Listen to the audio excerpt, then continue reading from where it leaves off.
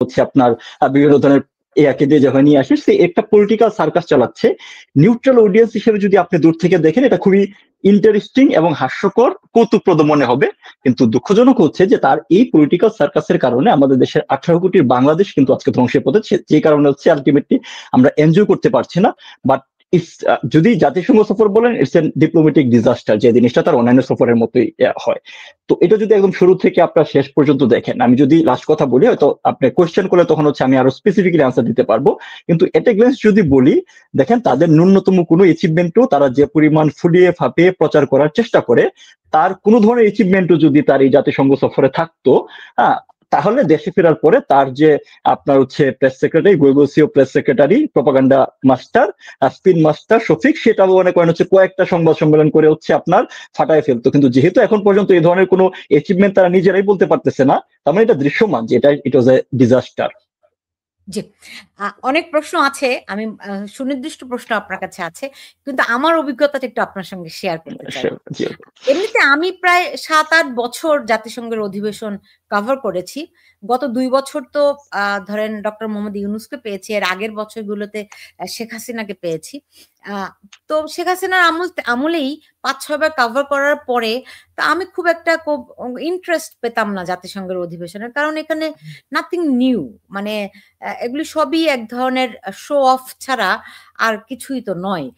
ফলে আমার খুব একটা আগ্রহ হয়নি। কিন্তু গত 2 বছর ধরে আমি খুব আগ্রহ নিয়ে যাচ্ছি জাতিসংঘের অধিবেশনে, কারণ আমার অনেক প্রশ্ন আছে। গত বছর এক রকমের প্রশ্ন ছিল, এবছর আরেক রকমের প্রশ্ন। কিন্তু এই বছর আমার কাছে মনে হলো কি যে আমি যেখানেই যাই সেই জায়গাটি ফাঁকা হয়ে যায়। মানে যেখানেই যাই মানুষজন সবাই চলে যায় আমার কাছ থেকে। হ্যাঁ, আমার তখন মনে পড়ছিল যে আমি যখন মানে একদম জুনিয়র রিপোর্টার, তখন আমার বিট, আপনি জানেন যে সাংবাদিকতায় বিট থাকে, আমার বিট ছিল ধরেন RAJUK utility, mainly RAJUK beat, city corporation beat, ওয়াসা বিট, হ্যাঁ, তারপরে ডিটিসিবি, বিআরটিসি, এগুলো আমার বিট ছিল। তো আমি যখনই ধরেন সিটি কর্পোরেশনে গেলাম, সাধারণত গিজগিজ করে, আপনি জানেন যে কত রকমের মানুষ, কত পদের দালাল। আমি সিটি কর্পোরেশনে যাওয়া মাত্র কোথা থেকে সব ফাঁকা হয়ে যেত, হ্যাঁ, কাউকে আর খুঁজে পেতাম না। কিংবা আমি ধরেন বিআরটিএ তে যেতাম, সঙ্গে সঙ্গে সব, আপনি বুঝেন বিআরটিএ কি পরিমাণ মানুষের, মানে সাধারণ মানুষের চেয়ে দালালের সংখ্যা বেশি, রাইট? সব হঠাৎ করে ফাঁকা হয়ে যেত। সেম রাজুকেও প্রত্যেকটা জায়গাতে আমি যা গেলে পরই কোথা থেকে দালালরা যেন সব কোথায় উধাও হয়ে যেত, আমি আর কাউরে খুঁজে পেতাম না। এইবার জাতিসংঘের অধিবেশনে জাতিসংঘের সামনে গেলাম, যেখানেই যাকেই ধরি সে তাড়াতাড়ি করে অন্য কাজে ব্যস্ত হয়ে চলে যায়। ধরেন আমার দেখা হলো আসিফ নজরুলের সঙ্গে, আইন উপদেষ্টা, তাকে বললাম যে আসিফ ভাই তো আমাকে এখন আর চিনিনি না, বলে না সুলতান অনেক ব্যস্ত, হ্যাঁ অনেক ব্যস্ত আমি। আর তার নাকি হৃদয় দিয়ে কাজ করছে না, উনি অনেক ব্যস্ত, ক্ষমতা পাইলে হৃদয় দিয়ে কাজ করে অনেক কিছু জয় করার চেষ্টা করতো, উনি ওই হৃদয় দিয়ে কাজ করার ইয়াতে আছে মনে হয় না, এই কারণে ব্যস্ত না, সেটা বলেননি, কিন্তু উনি অনেক ব্যস্ততার কথা বলেছেন এবং আমাকে বলেছেন যে তিনি তিনি তার কথা বলা মানা। তো আমি বললাম আপনার কথা বলা মানা কে করলো নিষেধ, মানে কে মানা করলো, এটা তো একটা জটিল প্রশ্ন। উনি আর কোনো উত্তর দেননি, হ্যাঁ, তো এবং সাক্ষাৎকার দিবেন না, কথা বলবেন না।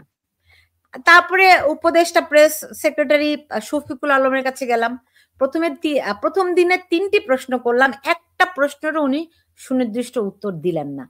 একটি প্রশ্ন ছিল যে টোটাল কতজন তার সফর সঙ্গী তিনি এবং খরচ কত। আর একটি প্রশ্ন ছিল যে কি কি বৈঠক থাকছে, এরকম কি, মানে 3টি প্রশ্ন করেছি।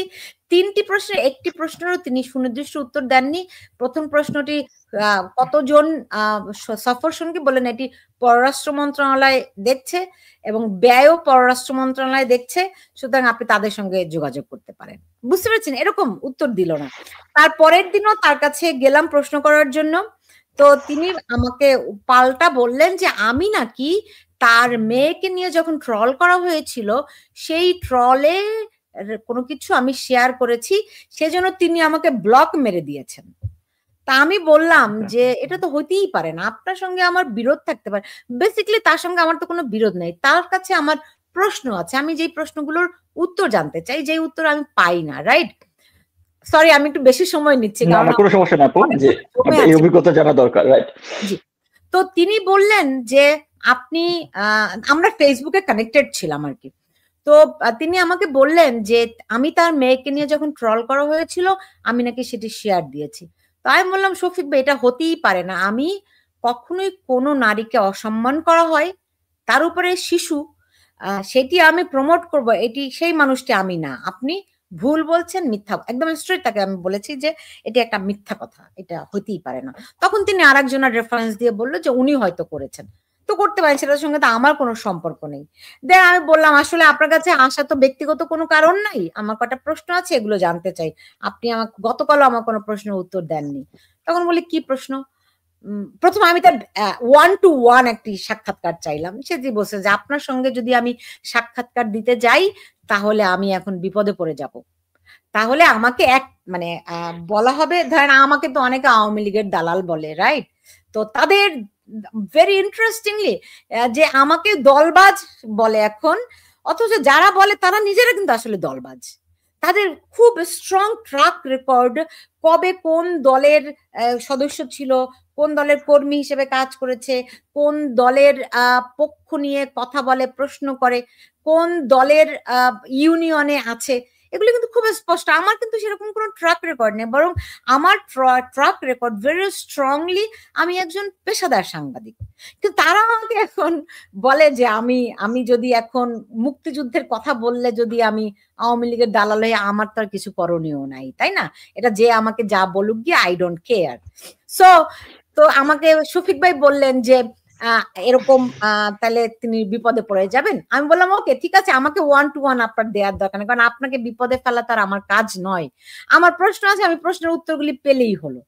তো বললো যে ঠিক আছে, আপনি কি প্রশ্ন করবেন? আর আমি বললাম যে যখন আপনি আগামীকাল যখন প্রেস কনফারেন্স করবেন, সেই প্রেস কনফারেন্সে তাহলে প্রশ্ন করলে তাহলে তার আপনি বিপদে পড়ছেন না, রাইট? আমার প্রশ্নগুলো। কিন্তু খুব দুঃখজনক হলেও সত্য, ওই তারপর দিন থেকে আমি অসুস্থ হয়ে গেলাম। সো আমি আর তাকে ওই প্রশ্নগুলি বা ওই প্রেস কনফারেন্সে যাওয়া হলো না। আমি দেখলাম আক্তারকে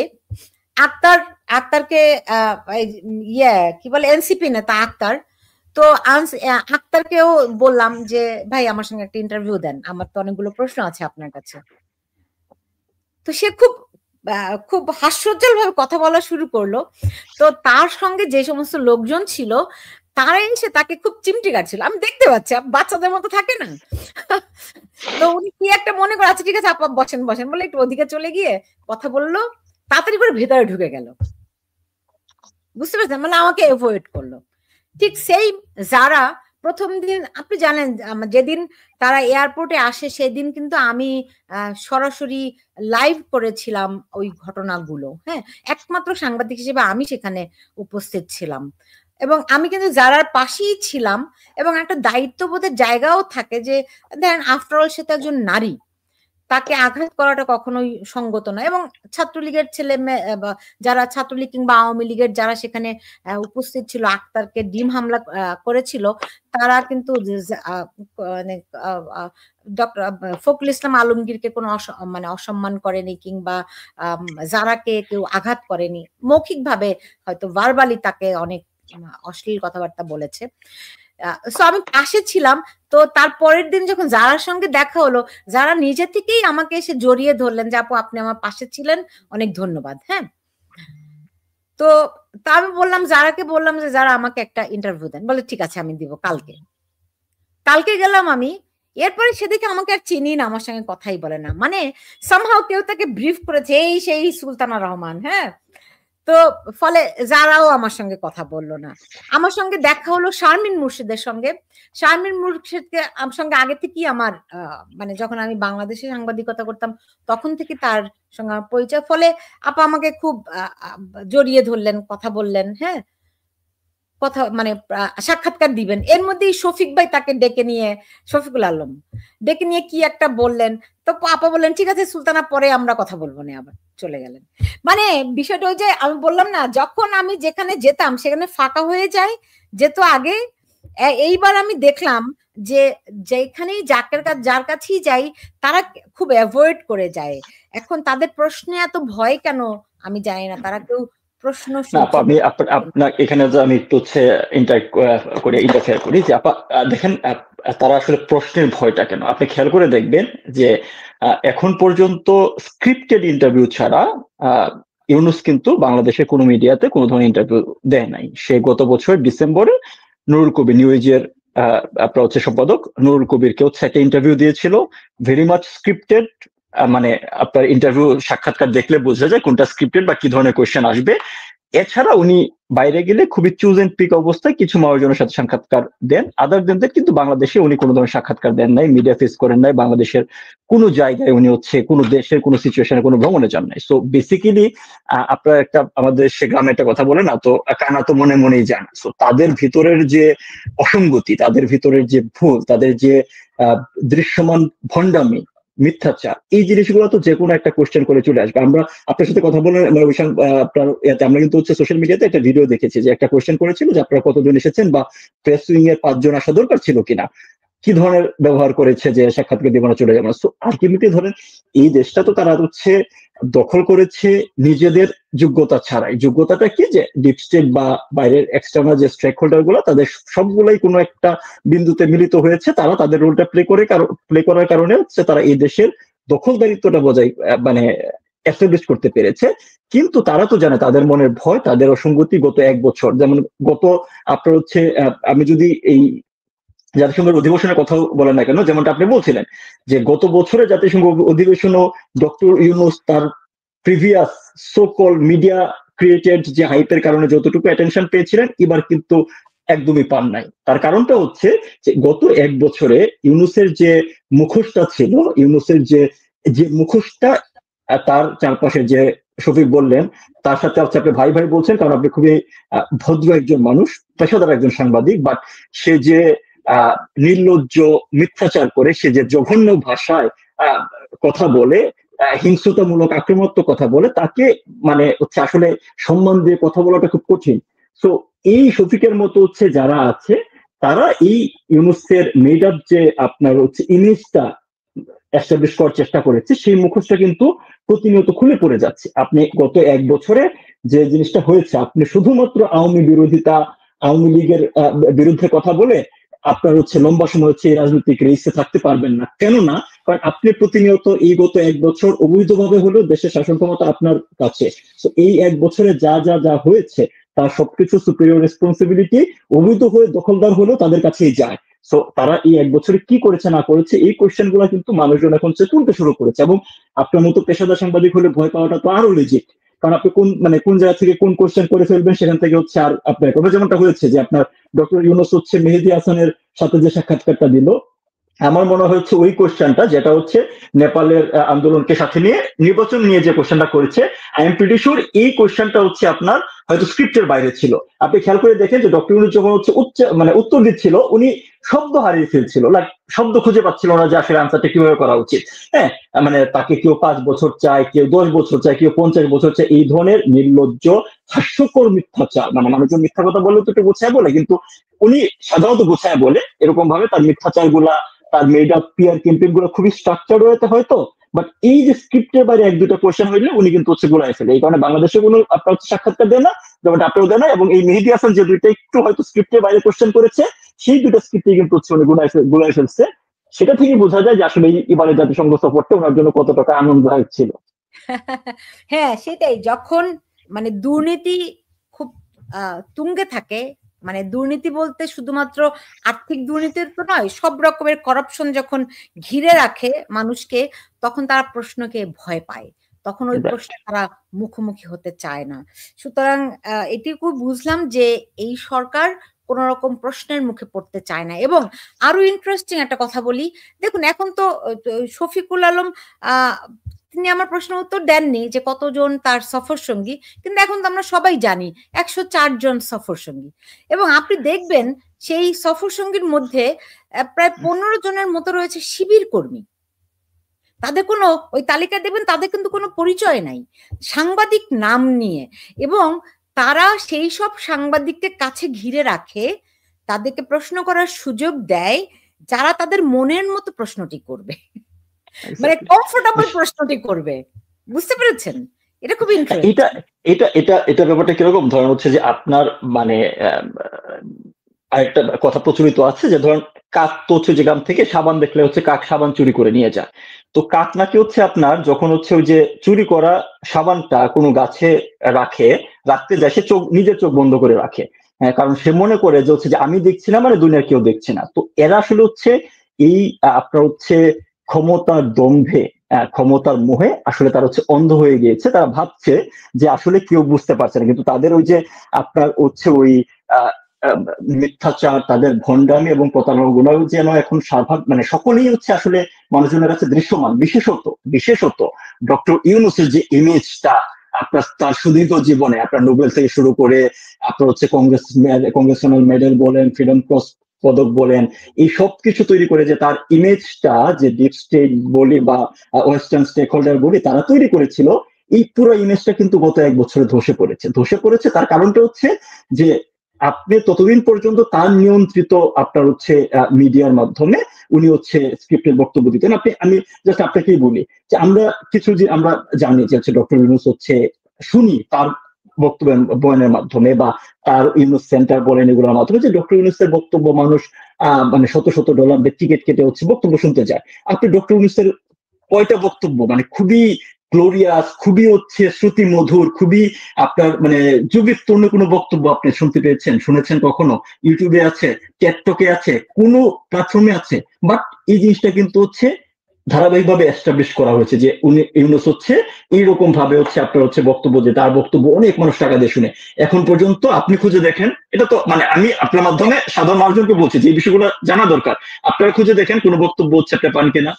ওনার যে তত্ত্ব আছে 3-0, সামাজিক ব্যবসা, ফেই, ইকোনমিক্সে কোনো স্ট্রাকচার, এগুলোর কোনো হচ্ছে প্রপার ব্যাখ্যা নাই। আপনি এটা সাধারণ মানুষজনকে বোঝানোর মতো কিছু নাই। তারপরে দেখেন যে হচ্ছে যে আপনার তার সবচেয়ে জরুরি যে ব্যাপারটা বারবার হচ্ছে বলা হয়েছে যে তার ইন্টারন্যাশনাল কানেক্টিভিটি, তাকে অনেক মানুষজন চিনে, বিশ্বের এই প্রভাবশালী ওই প্রভাবশালী, কত লিস্ট। হ্যাঁ, আমরা কত লিস্ট দেখেছি। তার বিরুদ্ধে মামলা চলাকালীন সময়ে শতাধিক নোবেল লরিয়েট, সাবেক আপনার হচ্ছে রাষ্ট্রপ্রধান, এদের দ্বারা হচ্ছে বিবৃতি পেয়েছি আমরা। আসলে এই প্রত্যেকটা জিনিসই কিন্তু হচ্ছে আপনার পিয়ার ক্যাম্পেইনের পার্ট, টাকা দিয়ে এগুলো পারচেস করেছে। আপনি আমেরিকা থেকে ভালো করে জানেন যে পিয়ার ক্যাম্পেইন কিভাবে কাজ করে। কিন্তু গত 1 বছরে কিন্তু এই জিনিসগুলো, এই মুখোশগুলো খুলে পড়েছে। আপনি তার একটা স্পিচ, আপনি তার একটা সাক্ষাৎকার দেখেন, উনি স্কাই টিভিতে সাক্ষাৎকার দিয়েছে, উনি বিবিসিতে সাক্ষাৎকার দিয়েছে, উনি মেডিয়াসকে সাক্ষাৎকার দিয়েছে। আপনি টু দ্য পয়েন্টে সাক্ষাৎকারে A to Z দেখেন, তার ন্যূনতম কোনো লিডারশিপ কোয়ালিটি বলেন, তার শব্দ চয়ন বলেন, তার প্রম্পটনেস বলেন, কিছুই আপনি সেখানে পাবেন না। যে ইমেজ তৈরি করা হয়েছে তার কিছুই নাই। আপনার ইনফ্লুয়েন্স, ইন্টারন্যাশনাল ইনফ্লুয়েন্সের কথা বলেন, উনি এই 1 বছরে তার অপশাসনের সময় বাংলাদেশে একের পর এক দেশ আমাদের হচ্ছে ভিসা বন্ধ করে দিচ্ছে, একের পর এক দেশ ফরেন এইড কমিয়ে দিচ্ছে, একের পর এক নেগেটিভ বার্তা আমাদের দেশের জন্য শুনতে পাচ্ছি। উনি তার ব্যক্তিগত কারিশমা ইউজ করে এই 14 মাসে উনি 13টা সফর করেছেন, কিছু পুরস্কার আর নামের সাথে 2টা ডক্টরেট ডিগ্রি আদায় করা ছাড়া এবং তার নিজস্ব প্রতিষ্ঠানগুলোর বাংলাদেশে কিছু ব্যবসায়িক বেনিফিট দেওয়া ছাড়া সাধারণ মানুষের জন্য কিন্তু কিছুই করে নাই। তো যে জিনিসটা বলছিলাম যে এই 1 বছরে তার এই মুখোশটা খসে পড়ার কারণেই কিন্তু তারা আর এখন হচ্ছে আপনার কোনো ধরনের প্রশ্নের সম্মুখীন হইতে কমফোর্টেবল না। কারণ তারা আগে তাদের যে সেলিং পয়েন্টটি ছিল, ইএসপিটা ছিল, সেটা গন, সেটা নষ্ট হয়ে গিয়েছে। জি, আপনি কি এটাই বলছেন যে দেখুন এইবার তার পিআর টিম মাত্র 2টি বৈঠক করতে পেরেছে এবং সেই 2টি বৈঠককে দেখিয়ে বলছেন যে ডক্টর ইউনূস বিশ্ব নেতাদের সমর্থন পেয়েছেন, মানবাধিকারের সমর্থন পেয়েছেন, অথচ যে 2টি বৈঠক করেছেন তারা সবাই তার ঘনিষ্ঠজন। তিনি কেন এই কাজটি করছেন? তা এই বৈঠকটা তো আরো বেশি ইম্পর্টেন্ট আপা। মানে তাদের মানে মানুষজন তো ধরুন হচ্ছে এই বিষয়গুলো অনেকে হয়তো হচ্ছে তোলে ভাবে না। তাদের যে ভণ্ডামি, প্রতিটা কাজে যে ভণ্ডামি, এই জিনিসটা খেয়াল করে দেখেন যে ওই যে বৈঠক নিজামি গঞ্জামি নামের প্রতিষ্ঠানের সাথে যে বৈঠকের কথা তাদের কথিত বিশ্ব নেতা, এই বৈঠকের টাইমিংটা একটু আপনি দেখেন যে যখন ইসরায়েলি প্রধানমন্ত্রীর বক্তব্যের সময় আপনার হচ্ছে বিশ্বের যারা প্রতিনিধিরা আছে তারা ওয়াকআউট করবে প্রতিবাদ স্বরূপ। এটা গত বছরও কিন্তু হয়েছিল এবং এটা কিন্তু মোটামুটি একটা হচ্ছে রেগুলার কেস। আপনারা যারা সংবাদবিদ কভার করতে জানেন, এটা কিন্তু আগের দিন থেকে আলোচিত হয়। বিষয়টা মোটেও এরকম না যে মানে বক্তব্য শুরু করেছে হুট করে তাদের মনে হলে উঠে চলে গেলাম। আপনি যখন এটা তো কাইন্ড অফ একটা হচ্ছে প্রতিবাদ, তো এই প্রতিবাদটা কিন্তু ইন্টারনালি তাদের মাঝে হচ্ছে এই যে বাংলাদেশীয় বিভিন্ন দেশের প্রতিনিধিদের মাঝে আলোচনা হয়, এবং আলোচনা হয়ে তার একটা মিউচুয়াল কনসেশনেতে পৌঁছার পরেই কিন্তু এই ধরনের হচ্ছে একটা অ্যাক্টিভিজম, এটা তো একটা অ্যাক্টিভিজম, এটা জিনিসটা হয়। তো যখন আপনার হচ্ছে এই বক্তব্য, যখন হচ্ছে আপনার হচ্ছে নেতানিয়াহুর বক্তব্যের সময় 78টা দেশের প্রতিনিধিরা ওয়াকআউট করলো, বাংলাদেশ সেই বক্তব্যে পার্টিসিপেটই করে নাই, ওই সময় যায়ই নাই। কারণটা কি, গেলে তো হচ্ছে প্রতিবাদ করলে তার নিয়োগকর্তারাও খুশি হবে, আবার যদি ধরেন হচ্ছে আপনার ওয়াকআউট না করে তাহলে বাংলাদেশের তৌহিদি জনতা তাদেরকে ধুয়ে দিবে।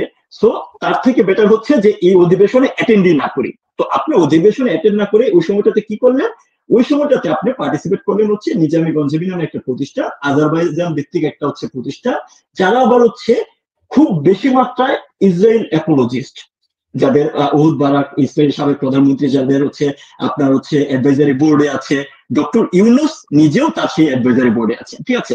অর্থাৎ একটা ইসরায়েলি অ্যাপোলজিস্ট গ্রুপের সাথে আপনি বৈঠক করছেন কখন, যখন অন্যান্য বিশ্ব নেতারা তার বক্তব্যকে ওয়াকআউটের মাধ্যমে আপনার হচ্ছে প্রত্যাখ্যান করছে বা প্রতিবাদ দেখাচ্ছে। তো এই একটা সিম্পল ইনসিডেন্ট দেখেন যে এই জিনিসটা তাদের ভণ্ডামি কতটুকু রন্ধ্রে রন্ধ্রে, কিভাবে তারা হচ্ছে এই জিনিসটা হচ্ছে আপনার ম্যাটেরিয়ালাইজ করে, তার একটা উদাহরণ।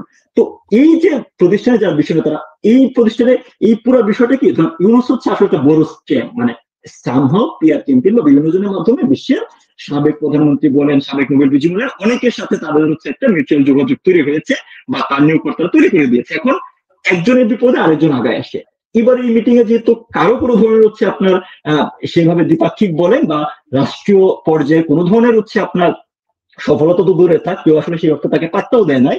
হ্যাঁ, গতবার কিন্তু অ্যাটলিস্ট হচ্ছে আপনার হিলারি ক্লিন্টনের মানে ক্লিন্টন ফাউন্ডেশনের একটা হচ্ছে আপনার প্রোগ্রাম এসে গিয়েছিলেন, যেখানে তার সেই বিখ্যাত হচ্ছে আপনার মেটিকুলাইজ ডিজাইন এবং মাস্টার মাইন্ড থিওরি দিয়েছেন। তো এবার কিন্তু তাও পাওয়া যায় না, কারণ হিলারি নিজেই এখন খুব চাপে আছেন, আপনার তার ইন্টারনালি আপনি জানেন। তো আলটিমেটলি কিন্তু এবার তার হচ্ছে কোনো সেবাটা পায় না, যেহেতু কেউ পায় নাই, এই কারণে উনি হচ্ছে আপনার এই বিশ্ব নেতাদেরকে, কথিত বিশ্ব নেতা যারা প্রত্যেকেই সাবেক প্রধানমন্ত্রী, আমি তাদেরকে ছোট করছি না, কিন্তু আপনার এরকম একটা মিটিং হতেই পারে, আপনার সাবেক প্রধানমন্ত্রী কোনো দেশের আর 10টা 15টা 20টা দেশের সাবেক প্রধানমন্ত্রী বাংলাদেশের একটা প্রধান নির্বাহী বা ক্ষমতাসীন কারোর সাথে দেখা করছে, এটাতে মানে আপনার হচ্ছে ভুলের কিছু নাই। কিন্তু সমস্যাটা হচ্ছে আপনি এই জিনিসটাকে যেভাবে আপনার হচ্ছে প্রচারণা চালাচ্ছেন, যে বিশ্ব নেতাদের সমর্থন পেলেন ইউনুস, এবং একই সাথে বিশ্ব নেতাদের সমর্থন পেয়ে উনি খুবই আপ্লুত হলেন। এই ধরনের যে বয়ান করেন আপনি, যখন এই ধরনের মিথ্যাচার আপনার হচ্ছে বলে কি বলে নেকেড প্রপাগান্ডা চালান, তখন জিনিসটা হচ্ছে হাস্যকর হয়ে যায় যে আপনার পরিচয়, আপনি যে বোর্ডের মেম্বার, যে প্রতিষ্ঠানের সদস্য, সেই প্রতিষ্ঠানে কিছু লোকজনকে ডেকে এনে আপনি দাবি করছেন যে আপনি বিশ্ব নেতাদের সাথে মিটিং করছেন। এর বাইরে এবারে প্রোগ্রামে তাদের বক্তব্য অনুসারে আপনি খেয়াল করে দেখেন যে ডাস্টবিন শফিক তার যে ভ্যালিডেশন, যে তাদের এই বহর এত বড় হলো কেন, সেই ভ্যালিডেশনের মাঝে সে কিন্তু বলেছে যে আমাদের একটা হাই লেভেল রোহিঙ্গাদের শুনে একটা হাই লেভেল মিটিং আছে, সে কারণে বেশ কিছু হচ্ছে আপনার হচ্ছে প্রতিনিধিকে সেখানে নিতে হয়েছে। ভালো কথা। আপনার এই ইন্টারেস্টিং বিষয় হচ্ছে এই ধরনের রোহিঙ্গা সংক্রান্ত মিটিং আপনার বিগত রোহিঙ্গা ক্রাইসিস শুরু হওয়ার পর থেকে প্রত্যেক ইউএন সামিটের পরেই আপনার সাইলেন্ট মিটিং হয়, এটা নতুন কিছু না, নাম্বার 1। আর নাম্বার 2 হচ্ছে যে দেখেন যে আমি যে জিনিসটা শুরুতে বলছিলাম যে ইউনুস, আমরা এই কথাটা শুনে এসেছে যে ইউনুস ব্যাপকভাবে হচ্ছে ইন্টারন্যাশনাল কানেক্টেড, অনেক মানুষের সাথে যোগাযোগ। আপনি যদি দেখেন যে এই এবারের যে রোহিঙ্গা সংক্রান্ত যে হাই লেভেল মিটিং যেটা হয়েছে তাদের ভাষায়, সেখান থেকে আপনার হচ্ছে $96 মিলিয়ন আর্থিক সহায়তার হচ্ছে ঘোষণা এসেছে, যেখানে মার্কিন যুক্তরাষ্ট্র দিচ্ছে $60 মিলিয়ন। গত বছর 2024 সালে আপনার হচ্ছে মার্কিন যুক্তরাষ্ট্র অফার করেছিল হচ্ছে আপনার $199 মিলিয়ন। ঠিক তার আগের বছর 2023 সালে মার্কিন আন্ডার সেক্রেটারি আজরা জিয়া এই সাইডলাইন মিটিং এর বাইরে মাননীয় প্রধানমন্ত্রীর সাথে দেখা করে উনি এডিশনাল $76 মিলিয়ন দিয়ে দিয়েছিলেন। সো 199 76 $275 মিলিয়ন কিন্তু 2023 এবং 24 সালের মাঝে আওয়ামী লীগ সরকারের সময়েই ব্যবস্থাপনায় হয়েছিল, যাদের সাথে আপনার মার্কিন যুক্তরাষ্ট্রের কিন্তু একটা ডান দিক সম্পর্ক, একটা কাছের অবস্থা ছিল। তারপরও $275 মিলিয়ন সহায়তার ব্যবস্থা হয়েছিল। সেখানে এই তাদেরই হচ্ছে আপনার চলতি বাহক ইউনুস আসার পরে সেই সহায়তার পরিমাণ নেমে এসে হচ্ছে 60 মিলিয়নে। আপনার হচ্ছে এখান থেকেই বোঝা যাচ্ছে যে, এবং এই 60 মিলিয়নটা কখন এসেছে, যখন গত 1 বছরে ইউনুস গিয়ে খুব আয়োজন করে বলে এসেছিল রোহিঙ্গা ক্যাম্পে যে এই ঈদে নো পারো, আমি মানে আপনার কি বলেন চারদিকে ভাষা জানি না, বাট যতটুকু বুঝতে পেরেছি যে এবারের ঈদে পারবো না, সামনের ঈদে তাদেরকে দেশে ফিরে যাওয়ার ব্যবস্থা করবে। গত এক বছরে প্রায় 2,80,000 থেকে 2,85,000-এর মতো নতুন রোহিঙ্গা এসেছে, 1,29,000 নতুন রোহিঙ্গা রেজিস্টার্ড হয়েছে বাংলাদেশে। যেখানে রোহিঙ্গার সংখ্যা প্রতিনিয়ত বাড়ছে, সেখানে ইন্টারন্যাশনাল সহায়তার পরিমাণ কিন্তু কমে আসছে। সেখানেও কিন্তু ইউনূস তার এই কথিত বৈশ্বিক যোগাযোগের কোনো চমক কিন্তু দেখাতে পারেন নাই। সেই মানে এই বিষয়গুলি খুব এবার খুব দৃষ্টিকটু লাগছে দেখতে। আরেকটি বিষয় ধরেন, এটা তো একটা ওই যে ডিনারের যে দাওয়াত থাকে আমেরিকার প্রেসিডেন্টের সঙ্গে, এটি তো একটা নিয়মিত আয়োজন এবং সেখানে একটা ফটো সেশন থাকে প্রেসিডেন্টের সঙ্গে। এটা একটা নাথিং নিউ বা এক্সট্রাঅর্ডিনারি, কোনো বৈঠক টৈঠকও কিছু নয়, তাই তো?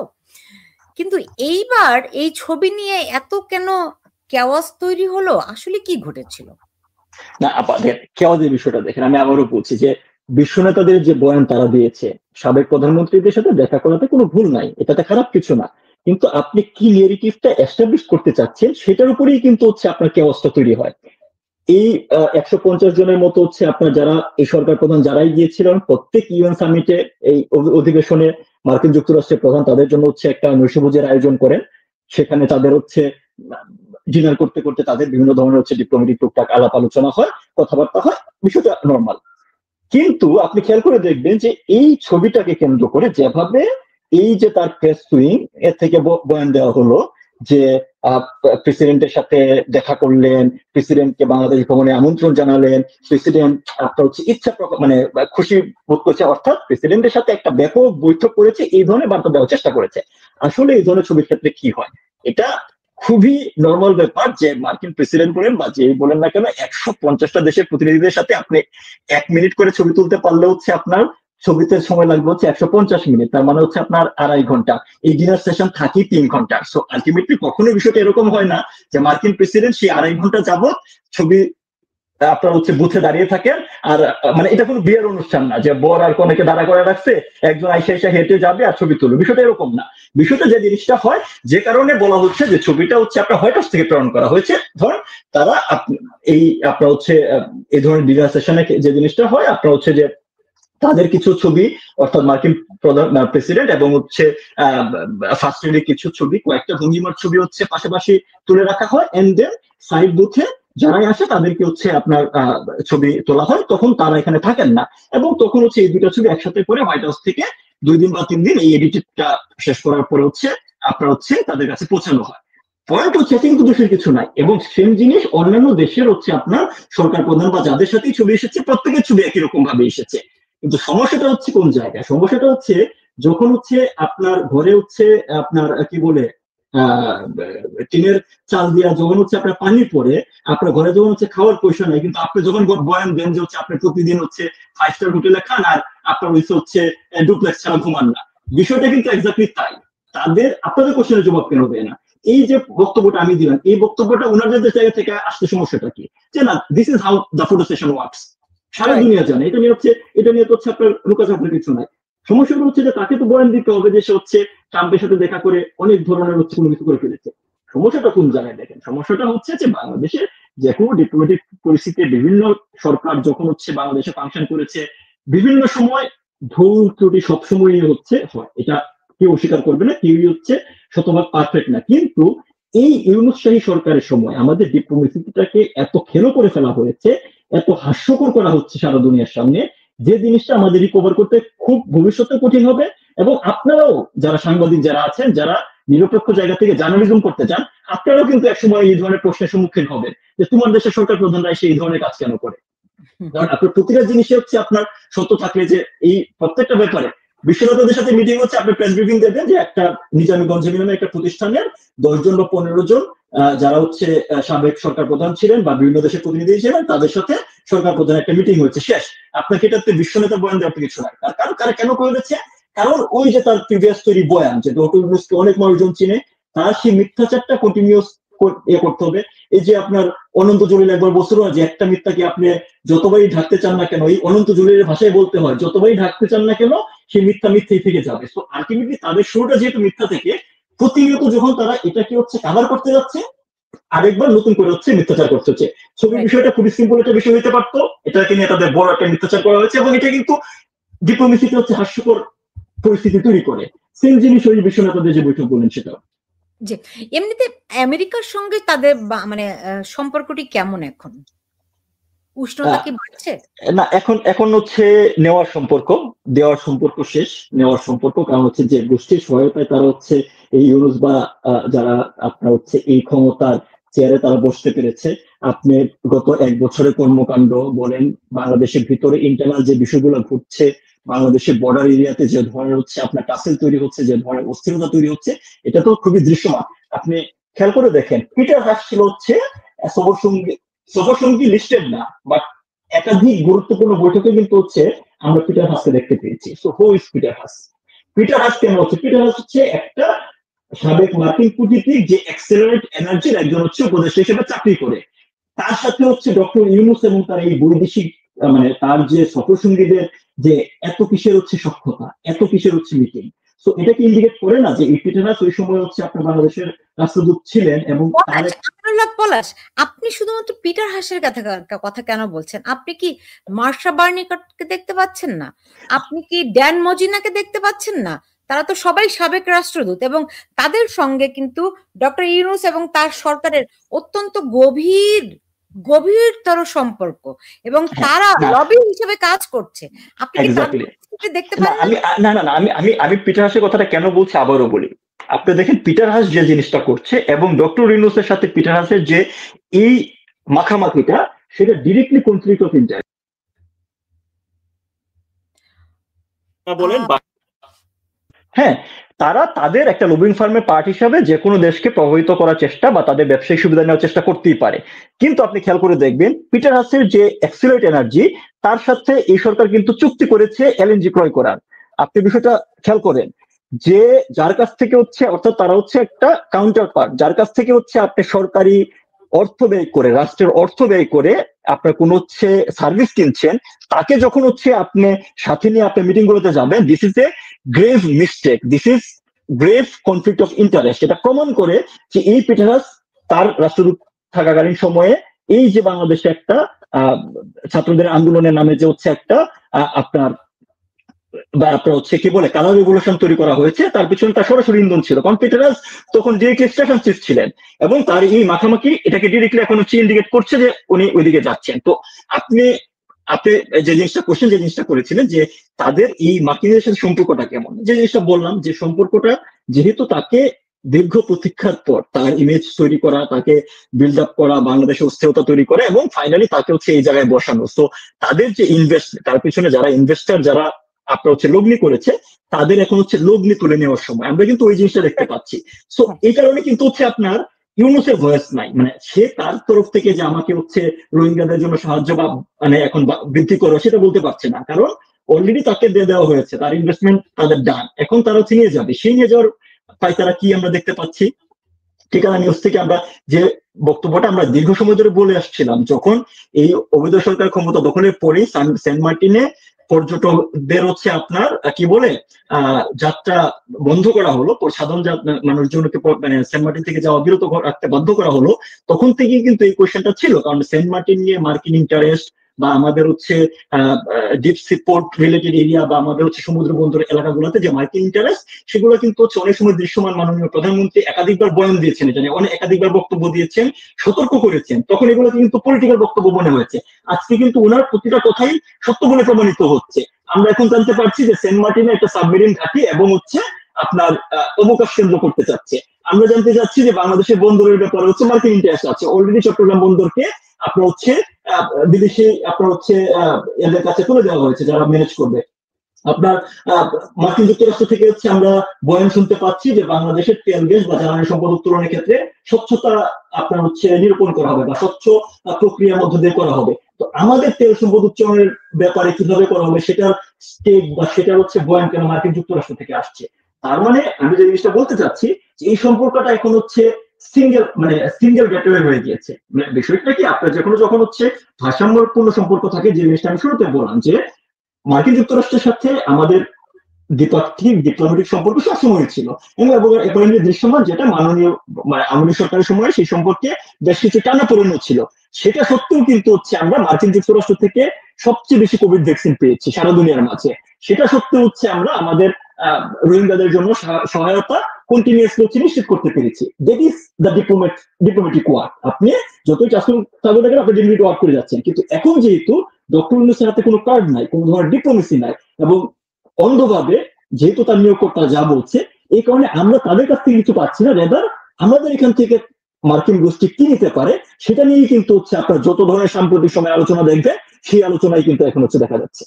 জি জি, মানে এই যে ঘটনাগুলো ঘটছে, যে আমেরিকা বাংলাদেশের কাছে যে সমস্ত দাবি দেওয়া, ওই যে আপনি যেটা বললেন এখন নেয়ার পালা, হ্যাঁ, তো এই পালাটি ধরেন গত 15-16 বছর ধরে যে হচ্ছে, ড্যান মজিনা এবং মার্শা বার্নিকাট এবং আরো দুজন আমেরিকান অ্যাম্বাসাডার যারা বাংলাদেশে কাজ করেছে, তাদের এখনকার তৎপরতা দেখে বোঝা যায় কিনা যে সম্মিলিতভাবেই এতটি বছর ধরে এই কাজগুলো হয়েছে। অবশ্যই হ্যাঁ, আপনি দেখেন মানে এই যে শুধু এখন না, কিন্তু আপনি নিশ্চয়ই মানে এই কাজগুলা কিভাবে হয় আপনি কয়েকটা উদাহরণ দিলে বুঝতে পারবেন। খুবই সাম্প্রতিক একটা উদাহরণ দিই। আপনার হচ্ছে এই হিরো আলম কিছুদিন আগে হচ্ছে আপনার 300 ফিট বা মানে বড় কোন জায়গায় আহত হলেন, তাকে মেরে অজ্ঞান করে ফেলে রাখা হয়েছে, তাকে হচ্ছে হসপিটালে ভর্তি করা হয়েছে। আমি হিরো আলমের উদাহরণটা কেন দিলাম, এই হিরো আলমের উপর হচ্ছে আপনার নির্বাচনকালীন সময় তার উপর হচ্ছে আঘাত এসেছে হিরো আলমের এই অভিযোগের প্রেক্ষিতে। তখন কিন্তু তার হচ্ছে হসপিটালে ভর্তি হইতে হয় নাই, কিছুই হইতে হয় নাই, তার উপর আঘাত করা হয়েছে। এই অভিযোগের ভিত্তিতে আমরা দেখেছি হচ্ছে মার্কিন যুক্তরাষ্ট্র এবং ইউরোপীয় ইউনিয়ন বিবৃতি দিয়েছে। আজকে বাংলাদেশে প্রতি মুহূর্তে সাংবাদিক নির্যাতিত হচ্ছে, আওয়ামী লীগের নেতা কর্মীরা নির্যাতিত হচ্ছে, সকল মানে আপনার হচ্ছে ধর্মীয় সংখ্যালঘুরা নির্যাতিত হচ্ছে, পাহাড়ে অনাচার চলছে। আপনি দেখেন এই যে ইন্টারন্যাশনাল স্টেক হোল্ডার যারা মানবতার ঠিকাদার হিসেবে নিজেদেরকে বিভিন্ন জায়গায় ফেরি করে, যারা ডেমোক্রেসি ফেরি করে, তারা কিন্তু এখন তাদের কোনো প্রতিবাদ আমরা শুনতে পাচ্ছি না। অথচ তাদের হওয়া উচিত কি ছিল, তাদের ফেভারেবল লোক যেহেতু এসেছে তাকে আরো ভালোভাবে গাইড করা, যেন এই অন্যায় বা সমস্যাগুলো না হয়। সেটা কি হয়েছে? হয় নাই। সো যে জিনিসটা বলেন যে সুদীর্ঘ সময় ধরে কিন্তু তাদেরকে বিভিন্ন সময় তাদের আপনার হচ্ছে আমরা নিয়মিতই কিন্তু দেখেছি যে হচ্ছে আপনার এনডিসিতে আপনার বিভিন্ন রাজনৈতিক দলের আপনার হচ্ছে আসা যাওয়া, এটা স্বাভাবিক সম্পর্ক থাকতেই পারে, কিন্তু এর বাইরেও বিভিন্ন সময় বিভিন্ন ধরনের কিন্তু হচ্ছে আপনার ক্রিটিক্যাল বিষয় নিয়ে তাদেরকে হচ্ছে আমরা ডিপ্লোমেটিক আপনার হচ্ছে কি বলে প্রোটোকল ভঙ্গ করেও কিন্তু আমাদের বক্তব্য বিবৃতি তাদেরকে দিতে দেখেছি। আপনার মনে আছে যে নিরাপদ সড়ক চাই আন্দোলনের সময়ও কিন্তু ঠিক একই রকম হচ্ছে একটা অ্যাক্টিভিটি আমরা দেখেছিলাম 2018 সালে। তখনও সেই আন্দোলনটাকে সরকার বিরোধী আন্দোলনে পরিণত করার একটা সর্বোচ্চ চেষ্টা কিন্তু তখন ছিল, আর তখন সেটা কার্যকর হয় না। তো আপনি জিনিসটা বলেন যে এই যে চেষ্টাটা ডক্টর ইউনূসকে সামনে রেখে বলেন বা পিছনে পর্দায় রেখে, এই চেষ্টাটা কিন্তু দীর্ঘ সময় ধরে চলমান ছিল। যেহেতু দীর্ঘ সময় ধরে ছিল, ইনভেস্টমেন্টও বেশি হয়েছে, সো এখন তারা শুধু আসলে সেই লাভটাও অনেক বেশি পরিমাণে হচ্ছে তুলে নেবে। এই কারণেই সকল স্টেক হোল্ডার আপনার অ্যাক্টিভ হয়ে এখন হচ্ছে তারা কাজ করছে। জি, এমনিতে আমিনুল হক পলাশ, আপনার মনে হয় কিনা, অনেকেই মনে করছেন যে বর্তমানে যে ধারায়, যে ধারাবাহিকতায় সবকিছু অগ্রসর হচ্ছে, যদি এতে এই ধারাতেই নির্বাচনটি হয় তাতে জামাত ক্ষমতায় যাবে। আমিও মোটামুটি এতে কনভিন্স। কিন্তু আপনার কাছে কি? জি বলুন। আমার কোথায়? বিএনপির দেউলিয়াত্বটা আমি পরে বলি, নির্বাচনটা আগে বলি। নির্বাচনের বিষয়ে আমি যতটুকু হচ্ছে ইউনূস সম্পর্কে আমি যেভাবে রিড করি আর কি, সে অনুসারে ইউনূস শেষ মুহূর্ত পর্যন্ত চেষ্টা করবে হচ্ছে ক্ষমতাটাকে দীর্ঘায়িত করা। যে নির্বাচনের কথা আপনি বলছেন, বাংলাদেশে যে কোনো জাতীয় নির্বাচন পূর্বে আপনার ফেব্রুয়ারিতে একটা ডেডলাইন আছে। আমরা আজকে যদি দেখি, আমরা আজকে এখন সেপ্টেম্বরের 3 তারিখ, অক্টোবরের 3 তারিখে আছি, নভেম্বর, ডিসেম্বর, জানুয়ারি এন্ড হচ্ছে, এরপরে হচ্ছে আপনার ফেব্রুয়ারি। So it's less than 4 month. হ্যাঁ, আপনার যে ধরনের প্রিপারেশন, যে ধরনের হচ্ছে আপনার সারা দেশব্যাপী যে নির্বাচন, তো বাংলাদেশে একটা ছোট দেশ কিন্তু লোক কিন্তু হচ্ছে 18 কোটি, ভোটার অলমোস্ট 12 কোটি। সো ইটস বিশাল হিউজ হচ্ছে আপনার অ্যাক্টিভিটি। নির্বাচনে ন্যূনতম কোনো হচ্ছে কার্যক্রম বলেন বা ন্যূনতম কোনো ধরনের হচ্ছে প্রস্তুতিমূলক কোনো কিছু কিন্তু দেখা যাচ্ছে না। এক নাম্বার 2 হচ্ছে এই ইউনূসের আপনার হচ্ছে সরাসরি পৃষ্ঠপোষকতায় গড়ে ওঠা দল এনসিপি বা ন্যাশনাল চিলড্রেন পার্টি এবং জামাত, তাদের কিন্তু নির্বাচন বিরোধী বয়ান, পিয়ার নিয়ে হচ্ছে আপনার হচ্ছে যে তাদের বক্তব্য, এগুলো কিন্তু মাঠে এখনো জারি আছে। অর্থাৎ ইউনূসের খুব ক্লোজ দুইটা এলাকায় এন্টি ইলেকশন টাইপের একটা ভাইব কিন্তু প্রতিনিয়ত দিয়ে যাচ্ছে। এটাও একটা ইন্ডিকেশন দেয় যে ইউনূস আসলে হচ্ছে নির্বাচন দেওয়ার মুডে নাই। হ্যাঁ, আপনার মেহেদী হাসানের বক্তব্য কিন্তু তার যে জিনিসটা বলেন যে ভিতরের বিষয়টা তো বের হয়ে আসে, মেহেদী হাসানের বক্তব্যে এই জিনিসটা কিন্তু বের হয়ে আসছে যে আমরা interim government, we can stay for any time, আমাদের কোনো টাইম লিমিট নাই। মানে অন্যদের বলতে 5 বছর থাকতে পারে নির্বাচিত সরকার, তাদের কোনো টাইম লিমিটই নাই। ওনার বক্তব্য কিন্তু এটা, উনি মনে মনে আসলে তার ইচ্ছাটা হচ্ছে এটাই। সো প্রথমত হচ্ছে ইউনূস যে কোনো মূল্যে চাবে ইলেকশনটাকে হচ্ছে এক্সটেন্ডেড করা। সেটা যদি মানে, এবং এখন পর্যন্ত যেদিকে যাচ্ছে আপনার ইলেকশন আপনার হচ্ছে ফেব্রুয়ারিতে হবে, এটা আমি বিশ্বাস করি না, নাম্বার 1।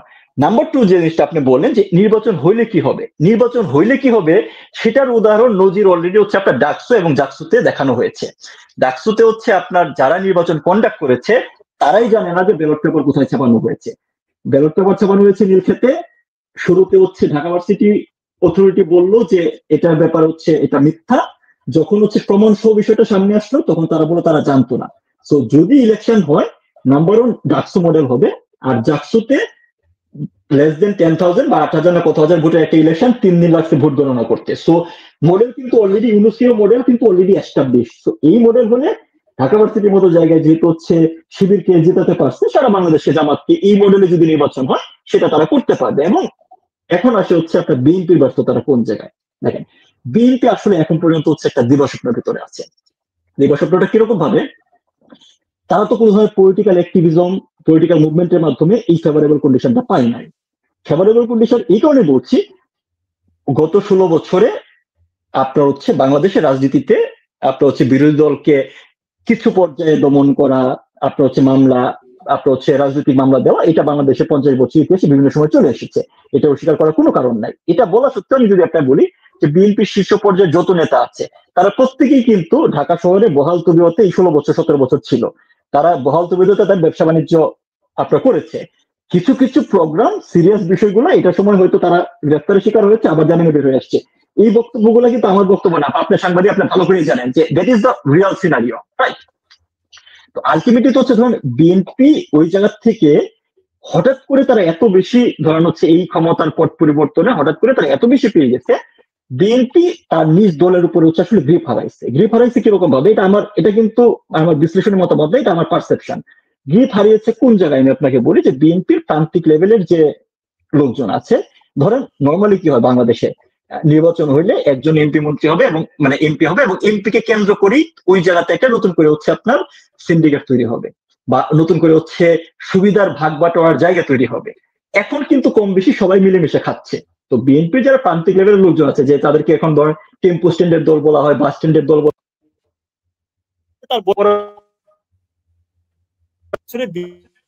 প্রায় কত 1800 না কতজন নেতাকে হচ্ছে বহিষ্কার করা আছে বিভিন্ন পর্যায়ের কর্মীদের, মানে সেটাও লোক দেখানো, বাট একটা অ্যাকশন নিতে হয়েছে যে তাদের মাঠ পর্যায়ের অন্যায় অবিচার এত তীব্র আকার ধারণ করছে। সো এই গ্রাউন্ড লেভেলে যারা আছে, যারা এমপি হবে না, যারা মন্ত্রী হবে না, তারা কিন্তু তাদের বর্তমান যে কিছু করে খাচ্ছে এটা নিয়েই খুশি। সো তাদের উপরে দলীয় হাইকমান্ড চাইলেও কোনো একটা স্ট্রিক্ট সিদ্ধান্ত ইম্পোজ করতে পারছে না, পারলেও মানবে না। আমরা দেখেন বিএনপির যে শীর্ষ সন্ত্রাসী নারায়ণগঞ্জের জাকির খান, সে হচ্ছে আপনার মনে করেন হচ্ছে তামিল মুভির নায়কের স্টাইলে হচ্ছে আপনার নারায়ণগঞ্জে মহড়া দিয়ে বেড়াচ্ছে, বুঝছেন? তো আলটিমেটলি তো ধরেন বিএনপির যে অংশটা যাদের মাঠ পর্যায়ে প্রান্তিক লেভেলে তাদের যে বেসিক জিনিসগুলো দরকার তারা সেগুলো পেয়ে গেছে। সো তাদের কারণে হচ্ছে যে তাদের এখন নতুন করে হচ্ছে ইলেকশন দিলে তো হচ্ছে আবার এটা ওয়ান সাইডেড হবে। সো এইটার থেকে মাঠ পর্যায়ের উপর সে কন্ট্রোল হারিয়েছে। আরেকটা যে জায়গায় কন্ট্রোল হারিয়েছে, দেখেন এই কিছুদিন আগে মাহফুজ আলমের একটা বক্তব্য আপনার হচ্ছে দিয়েছে, যেটা হলো যে হচ্ছে আপনার মাহফুজ আলম তার বক্তব্যে বলেছে যে এই সরকার গঠনের পরে, ইউবৈধ সরকার গঠনের পরে ওই বানরের হালুয়া রুটির ভাগাভাগির মতো হচ্ছে বিএনপি এটা নিয়েছে, জামাত ওটা নিয়েছে। এটা মাহফুজ আলমের নিজের বক্তব্য, আপনারা নিশ্চয়ই সবাই দেখেছেন।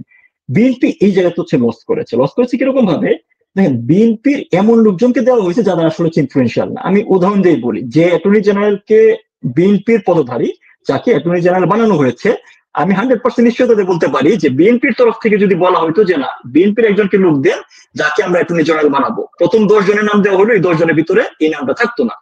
আমার এই বক্তব্য দেওয়ার অর্থ হচ্ছে এটাই, বিএনপি নামধারী একটা অংশ, সেটা প্রশাসনে হোক, সেটা বিচার ব্যবস্থায় হোক, সেটা ওই যে ভিসি বা প্রভিসি নির্বাচন করা হোক, প্রত্যেক জায়গায় বিএনপি নামধারী একটা অংশকে কিন্তু বেনিফিট দেওয়া হয়েছে। সো তারা তাদের বেনিফিট নিয়ে, এখন ধরেন যে ব্যক্তিটা তার অনিয়মে যেই অংশটাকে বেনিফিট দেওয়া হয়েছে বলছেন, সেই অংশটা কি আসলে বিএনপি কিনা, এই প্রশ্নটা আমি তুলছি এই কারণে যে আওয়ামী লীগের মধ্যে যদি এই পরিমাণ জামাত শিবির ঢুকতে পারে এবং তারা বুঝতেও পারেনি হয়তো, সেখানে বিএনপির মধ্যে না জানি কত জামাত শিবির আছে যারা নিজেদেরকে বিএনপি দেখিয়ে আসলে জামাতের পারপাস সার্ভ করছে। খুবই সম্ভব। তো এই কারণে বলছিলাম যে ধরেন বিএনপি আলটিমেটলি হচ্ছে যে ওই জায়গাতে তারা হচ্ছে গ্রাউন্ড লুজ করেছে, যে কারণে দেখেন যে আপনার বিএনপি এই ডাকসু নির্বাচনে একটা দৃশ্যমান হচ্ছে আপনার অনিয়ম হয়েছে।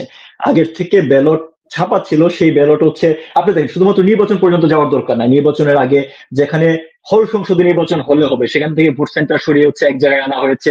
মানে এই নির্বাচনটা যেভাবে হচ্ছে আপনার অর্গানাইজড করা হয়েছে প্রথম থেকে, বিসির বক্তব্য থেকে শুরু করে এটা ক্লিয়ার ছিল যে শিবিরের দুইটা ছেলেকে এখানে আপনার হচ্ছে পাস করানোর জন্য সেই ইলেকশনটা হচ্ছে আপনার ম্যানুফ্যাকচার করা হয়েছে। সেখানে কিন্তু তারা কোনো ধরনের হচ্ছে ন্যূনতম প্রতিবাদও করতে পারে নাই। সো আলটিমেটলি তারা হচ্ছে তাদের এই গ্রাউন্ডের শক্তিটার ব্যাপারে তারা নিজেরা কনফিউজ। আর মাঠ পর্যায়ের যে বিএনপি কর্মীরা আছে তারা তাদের হচ্ছে ওই যে ট্যাক্স 10-14% এগুলো নিয়েই হচ্ছে খুশি। সো এই কারণে তারা হচ্ছে আসলে যে কোনো মূল্যে চাচ্ছে, যে কারণে দেখেন মির্জা ফখরুলের মতো হচ্ছে একজন আপনার হচ্ছে বিরোধী দলীয় নেতা, একজন মানে বয়োজ্যেষ্ঠ প্রবীণ নেতা, বিএনপির মতো দলের হচ্ছে আপনার মহাসচিব, তাকে কিন্তু হচ্ছে নামিয়ে আনা হয়েছে হচ্ছে আপনার এই যে 2 দিনের পোলাপান হচ্ছে যারা বলেন মানে হচ্ছে যে আক্তার বলেন এদের লেভেলে। মানে আপনি যখন তাদেরকে একই স্ট্যাটাস দিচ্ছেন, এবং খেয়াল করে দেখেন ডক্টর ইউনূস এমনিতে তেমন কোনো বক্তব্য বা আলাদা কোনো সাইডলাইন বৈঠক করে নাই, কিন্তু তার পিআর টিম এই ডাস্টবিন শফিক থেকে শুরু করে যারা আছে তারা ম্যাক্সিমাম কিন্তু হাইলাইট করেছে, বিভিন্ন প্রোগ্রামে নিয়ে গিয়েছে এই যে যারা বলেন আক্তার বলে এই অংশটাকে হাইলাইট করার চেষ্টা করেছে। যেখানে তারা শুরুতে দেখেন এখানেও দুষ্টামিটা দেখেন, শুরুতে বিএনপির 2 জন প্রতিনিধি, বাকিদের হচ্ছে আপনার হচ্ছে 1 জন করে প্রতিনিধি নিচ্ছে।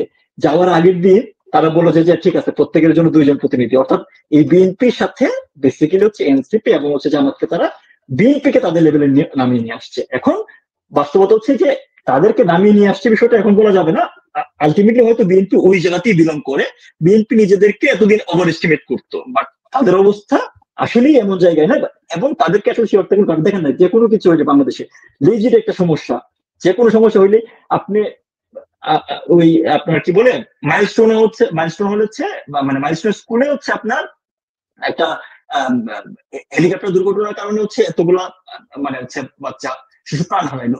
এই ঘটনার পর দিন এই ঘটনার কোনো আলাপ বাদ না রেখে প্রত্যেকটা রাজনৈতিক দলের নেতাকে ডক্টর ইউনূস ওখানে হচ্ছে আপনার মিটিং করে ভ্যালিডেশন নিয়ে নিল যে সবাই আমার পাশে আছে। তো বিএনপির বর্তমান কার্যক্রম বা বিএনপির বর্তমান অবস্থা হচ্ছে সবকিছুতে হাজিরা দিয়ে ইউনূসকে ভ্যালিডেশন দিয়ে যাওয়া, এছাড়া বিএনপির কিন্তু রাজনৈতিক মাঠেও এটা না। হ্যাঁ, আরেকটা প্রচন্ড কাজ করেছে তারা, প্রচন্ড ভয়ানক কাজ করেছে, যেটার জন্য বাংলাদেশের রাজনীতি থেকে তারা তাদের যে অবস্থান তারা এজিউম করে তার থেকে অনেক দূরে সরে গেছে। সেটা হচ্ছে যে আওয়ামী লীগের নেতাকর্মীদের উপরে যে নির্যাতন অত্যাচার প্রান্তিক পর্যায়ে হয়েছে তার সিংহভাগের জন্য দায়ী হচ্ছে বিএনপি নেতাকর্মীরা, অথচ তারা কিন্তু 16 বছর বহাল তবিয়তে তাদের বাড়িঘরে থাকতে পেরেছে। অর্থাৎ এই ইউনূস সরকারের যত ধরনের, এবং আমাদের 32 নম্বর পুরানোর ক্ষেত্রে আপনার হচ্ছে কি বলে আমরা বিএনপি নেতাদের হচ্ছে পার্টিসিপেশন দেখতে পেয়েছি, তারা ঘোষণা দিয়ে এই কাজটা করেছে।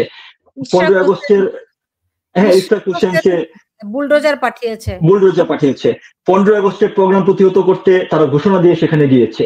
সো তারা কিন্তু, এবং তার থেকে ভয়াবহ আপনার হচ্ছে এটা খুব সুন্দর যশোরের ঝিকরগাছায় একজন প্রতিবন্ধী লোককে হচ্ছে বিএনপির আপনার হচ্ছে স্থানীয় বিএনপির হচ্ছে স্বেচ্ছাসেবক দলের নেতারা হচ্ছে পিটিয়ে মেরে ফেলেছিল। তার কারণটা কি, ওই লোকটা ইউনূসকে গালি দিচ্ছিল যে আমি আমার প্রতিবন্ধী ভাতা বন্ধ করে দিচ্ছি, ইউনূস সরকার চাই না।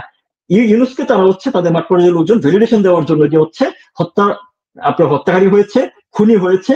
কিন্তু আপনি দেখেন গত এই 13টা মাস, অলমোস্ট 14 মাস হয়ে গেছে, দেশের সার্বভৌমত্ব স্বাধীনতার ক্ষুণ্ণ হচ্ছে এমন কোন ব্যাপারে বিএনপির তরফ থেকে কোনো বয়ান নাই। আপনি খেয়াল করে দেখেন বিএনপির 2-1 নেতা বক্তব্য দেওয়ার চেষ্টা করার সাথে সাথেই কোনো না কোনো পর্যায়ে থেকে একটা অদ্ভুত চাপ, যে জিনিসটা আপনি বলেন আপনাকে কেউ সাক্ষাৎকার দেয় না, তারাও কোনো এক জায়গা থেকে সুইচ অফ করে দেওয়া হয়, তারা কথা বলা বন্ধ হয়ে যায়। আমাদের দেশে একটা এনডিএ স্বাক্ষরিত হয়েছে মার্কিন যুক্তরাষ্ট্রের সাথে স্বাধীনতার পরে, যেটা কখনো হয় নাই, সেটা নিয়ে তাদের কোনো বক্তব্য নাই। আজকে পাহাড় বসন্ত হইলে বিএনপির কোনো বক্তব্য নাই। আজকে দ্রব্যমূল্যের অবস্থা ঊর্ধ্বগতি হলে তাদের কোনো বয়ান নাই। আজকে দেশে মানুষের আইন শৃঙ্খলা পরিস্থিতি খারাপ হলে তাদের কোনো বক্তব্য নাই। তারা যে দাবি করে তারা হচ্ছে এই দেশের জন্য রাজনীতি করে, মানুষের জন্য রাজনীতি করে। আপনি বিএনপিকে তো এই জবাবটা মানুষের কাছে গিয়ে দিতে হবে যে এই 12 মাসে তো তাদের কোনো ধরনের মানে তারা রাজনীতি করার ম্যাক্সিমাম ফেসিলিটি পেয়েছে, কোনো ধরনের রেস্ট্রিকশন নাই। ধরেন তাদের যে আরোপিত রেস্ট্রিকশনের অভিযোগ তারা আওয়ামী লীগের বিরুদ্ধে করে, সেটা তো গত 14 মাসে ছিল না। এই 14 মাসে কোন ধরনের প্রতিবন্ধকতা ছাড়া কাজ করার সুযোগ পাওয়া সত্ত্বেও তারা দেশের জন্য কি করেছে, এবং ইউরোপ যখন এই দেশকে ধ্বংস করছিল তখন বিএনপির রোল কি ছিল, সেটাও কিন্তু ইতিহাসে বিচার করবে একদিন। ধরেন আপনি বলছিলেন যে আপনার ধারণা বা সিমটম যা দেখছেন তাতে করে ডক্টর ইউনূস আসলে ফেব্রুয়ারিতে নির্বাচন দেবেন না, এটি তাই সর্বোচ্চ চেষ্টাটাই এটাই করবেন। তো যদি নির্বাচন না দেয় সেই ক্ষেত্রে বিএনপির কি আর ওই সামর্থ্য থাকবে ডক্টর ইউনূসকে ক্ষমতাচ্যুত করার? বিএনপি ওই যে আপনি যে জিনিসটা আমরা আগে যেটা বললাম যে বিএনপির ওই সামর্থ্য মানে থাকবে না এই কারণে যে মাঠ পর্যায়ে বিএনপির উপরে বিএনপি শীর্ষ পর্যায়ের কতটুকু কন্ট্রোল আছে এটার ব্যাপারে আমার ডাউট আছে। এটা গেল একটা পয়েন্ট। আর 2 নম্বর জিনিস হচ্ছে যে প্রতিটা ইউনূসের প্রতিটা অপকর্মের দায় তারা এত তীব্রভাবে এত উইলিংলি নিয়ে নিয়েছে যে তাদের আসলে হচ্ছে ওই মোরাল গ্রাউন্ড থেকে তারা ওই কাজটা আদৌ করবে কিনা, করতে পারবে কিনা, সেই আপনার হচ্ছে আশঙ্কাটা থেকেই যায়। সো তারা ওই পর্যায়ে হয়তো করবে না। আর ইলেকশন কেন হবে না আমি এটাকে বলি যে ধরুন ডক্টর ইউনূস কোন নির্বাচিত সরকার আমার মনে হয় না সেটা জামাতকে সে দিয়ে যাবে, সে আলটিমেটলি একটা কেওয়াস তৈরি করে ফেলবে, কারণ সে কাউকে বিশ্বাস করে না। যেহেতু সে কাউকে বিশ্বাস করে না, সো তার সেফটি এক্সিট একমাত্র তখনই হবে যখন দেশে একটা কেওয়াস থাকবে, এবং এই কেওয়াসকালীন সময়ে যখন সে হচ্ছে আপনার হচ্ছে জাস্ট তার কাছের কিছু মানুষকে নিয়ে সে সেফটি এক্সিট নিতে পারবে। সো ইলেকশন হবে, এটা এখন পর্যন্ত এরকম কোনো সেফটি তো আসলেই নাই। জি, বুঝতে পেরেছি। এমনিতে একটি কথা খুব শোনা যাচ্ছে যে আওয়ামী লীগকে বাদ দিয়ে অথবা শেখ হাসিনাকে বাদ দিয়ে একটা নির্বাচনের কিংবা আওয়ামী লীগ পুনর্গঠনের চেষ্টার কথা শোনা যাচ্ছে। এই বিষয়ে আপনার মূল্যায়নটি কিরকম? দেখেন, মানে শেখ হাসিনাকে বাদ দিয়ে আওয়ামী লীগ করা বা হচ্ছে আওয়ামী লীগ পুনর্গঠন করা, এই জিনিসটা হচ্ছে খুবই হাস্যকর। আওয়ামী লীগের ব্যাপারে এই ধরনের হচ্ছে চেষ্টা তো আজকের থেকে না, অনেকবারই হয়েছে। গত 1/11 সময় -2 শুনতে পেয়েছি, আওয়ামী লীগের সংস্কারপন্থী একটা গ্রুপ দেখতে পেয়েছি। তো এই চেষ্টা আওয়ামী লীগের মতো একটা বড় দলের এগেনস্টে, এই দলটা তো আসলে হচ্ছে কোনো ক্যান্টনমেন্ট থেকে গড়ে ওঠা দল না, বা এনসিপির মতো হচ্ছে আপনার সরকারি পৃষ্ঠপোষকতায় মানে ওই মানে আর্মির হচ্ছে এই এপিসি প্রোটোকল নিয়ে গড়ে ওঠা কোনো দল না। তো আওয়ামী লীগ কিভাবে চলবে সেটার নির্ধারণ, সেটার আপনার হচ্ছে সিদ্ধান্ত আওয়ামী লীগই নেবে, এবং আওয়ামী লীগের নেতাকর্মীরা এখন পর্যন্ত আপনি খুবই দৃশ্যমান। এই দেশে প্রায় 5 লক্ষ লোক অ্যারেস্ট হয়েছে, যার মাঝে সরাসরি হচ্ছে আওয়ামী লীগের অ্যাটলিস্ট 3 লক্ষ লোক পদধারী লোকজন আছে, যারা গত 12 মাসে হচ্ছে 14 মাসে অ্যারেস্ট হয়েছে। আওয়ামী লীগের শীর্ষ পর্যায়ের শতাধিক নেতা হচ্ছে জেলে বন্দী, আপনার হচ্ছে এমপি মন্ত্রী সহ। তারপরে হচ্ছে আওয়ামী লীগ আপনি দেখেন এই যে ইউনূস সহ পুরো গোষ্ঠী, তাদের একমাত্র রাজনৈতিক অনুষঙ্গ কিন্তু হচ্ছে আওয়ামী লীগ। আপনি গতকালকে হচ্ছে ডাস্টবিন শফিক একটা বয়ান দিয়েছে যে আওয়ামী লীগের কোনো বেল নাই, ঠিক আছে। তো ডাস্টবিন শফিকের উদ্দেশ্যে তার উদ্দেশ্যে বলার কিছু নাই, মানে সে আসলে কোনো ধরনের অ্যাটেনশনই দাবি করে না। তার উদ্দেশ্যে বলতে চাই যে ধরেন এই 14 মাসে আপনি তারা যতবার আওয়ামী লীগ নামটা যোগ করেছে ততবার তারা নিজেদের বাপের নামও কখনো নেয় নাই। আওয়ামী লীগ রাজনীতিতে এটা এমন করে প্রুভেন, এটা কেউ ডকুমেন্ট চেক করলে পাবে। তো আওয়ামী লীগ রাজনীতি ভেরি মাচ রিলেভেন্ট, এবং আওয়ামী লীগ রাজনীতি কিভাবে করবে সেটা হচ্ছে আওয়ামী লীগের নেতাকর্মীরাই ঠিক করবে, এবং খুবই দৃশ্যমান যে হচ্ছে আওয়ামী লীগের নেতাকর্মীরা থেকে শুরু করে প্রান্তিক পর্যায় থেকে শীর্ষ পর্যায় পর্যন্ত মাননীয় প্রধানমন্ত্রী শেখ হাসিনার নেতৃত্বে তারা ঐক্যবদ্ধ। এখন আপনারা এই আওয়ামী লীগের যদি ভোটের পার্সেন্টেজ দেখেন, যে আওয়ামী লীগের ন্যূনতম যতগুলো ভোট হয়েছে, আপনার কোয়েশ্চেনেবল আনকোয়েশ্চেনেবল সার্বিক দিক বিচার করেও যদি আপনি চিন্তা করেন, এই দেশের 35 to 40% কোর ভোটার আছে আওয়ামী লীগের, যেটা সবসময় আওয়ামী লীগ পেয়ে এসেছে। তো এই দেশের 7 কোটি মানুষকে হচ্ছে আপনি বাদ দিয়ে ইলেকশন তো করতেই পারেন, যেমন ডাক্তার ইলেকশন করছে, বহাল তবিয়ত হচ্ছে 2টা বিপিজিএস তৈরি করে নিয়ে তারা ঘুরে বেড়াচ্ছে, এটা সম্ভব। কিন্তু আপনি একটা দেশকে, ইউনূসও তো এরকম ভাবে হচ্ছে ক্ষমতা এসে বসে গেছিল, তাতে বললে কি তারা হচ্ছে খুব ভালোভাবে দেশ চালাতে পারতো, দেশে কোনো ভালো কিছু হচ্ছে?